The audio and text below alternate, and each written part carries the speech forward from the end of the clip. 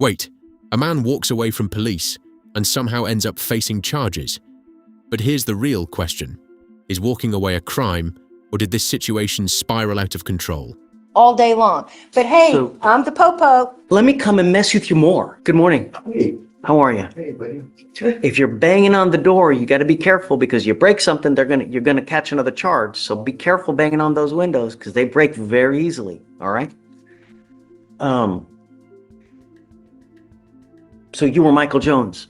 Mr. Jones, we're talking about you, so that's why I wanted to bring you out. It's only fair that you get to hear what's going on with your case. Your lawyer wants to challenge probable cause in this case. You're charged with interference with the duties of a public servant. You are facing up to 6 months in jail and or a $2,000 fine. That's what you're charged with. I don't know.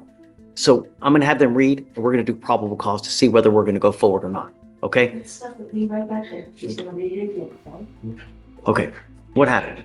On January 10, 2025, the officers in official uniforms and riding in a marked patrol vehicle were dispatched to a disturbance at a residence in Harris County, Texas. The officer observed the defendant standing outside the location, being told to leave by the resident, to which the defendant refused by verbally yelling at the resident in a loud, aggressive tone of voice. The officer announced themselves and observed the defendant begin to walk away. The officer gave the defendant a verbal command to put his hands behind his back, and the defendant pulled his hand away. The defendant refused to comply with verbal commands, and the defendant held his arms to his chest as the officer attempted to detain him. The defendant continued to refuse additional commands to stop resisting and put hands behind his back. He yelled at the officer in an aggressive tone and shouted out loud, "Don't let them take me." The officer performed a leg sweep and continued to struggle handcuffing the defendant due to him pulling away. The officer began to roll around while on the ground and reached the officer's hands to prevent him from being placed in handcuffs. The officer continued to give commands, and the defendant continued to refuse. I get it. But what's he doing? I mean, he's walking away. That's what they wanted. Right? So, No. Just losing? So, Your Honor, in this case, to read the full dim, it was the disturbance call, and they said they observed him standing outside the above location, being told to leave, and they observed him verbally refuse, and then... Right, but then cops get up there. And then they observed him begin to walk away, and it says they approached Jones and observed he was intoxicated in a public place based on his slurred speech, pupil size, and... Didn't say that. That was in the complete dims, Your Honor. And then it Do you know about that? And Yes, aggressive Judge, behavior. but Okay, I go have my ahead. argument prepared. Judge, my argument is exactly what you started to say. There's some sort of disturbance. Somebody's asking him to leave. They're yelling and screaming at each other. Police coming up and saying, "Hey, I'm the police." You can walk away from that all day long. My client did walk away from that. My client's loud and emotional, as you can tell here today. You're allowed to walk away emotional, yelling, screaming, even using profanity in this state if you want to. Then the cops come up to him and suddenly there's some kind of unfounded allegation of intoxication. There's absolutely no facts other than that statement. "I smell marijuana. You look intoxicated," because it looks like he walked away and the cops didn't want him to walk away. And so now they need a reason to arrest him. My argument is based on if he's charged with interference with a public servant, that doesn't come until later. He has to be lawfully arrested and lawfully detained or lawfully with the police before that even occurs. Walking away when a resident tells you to leave and all you've got in your sworn statement is, "We identified ourselves as police," so what? Everything that happens after that is fruit of the poisonous tree. So they go up and they see that he possibly could... This is the turning point, because legally, everything hinges on one thing. Was the stop even lawful? If the police didn't have proper reason to detain him, then everything that happened after, including the arrest, could collapse completely. be intoxicated. So does it go into a potential public intox investigation? If it does, they need to announce that. You can't just walk up to me and say, "I'm the police, stop." We don't live in that kind of society. "I'm the police, I need to investigate you, so therefore stop," all day long.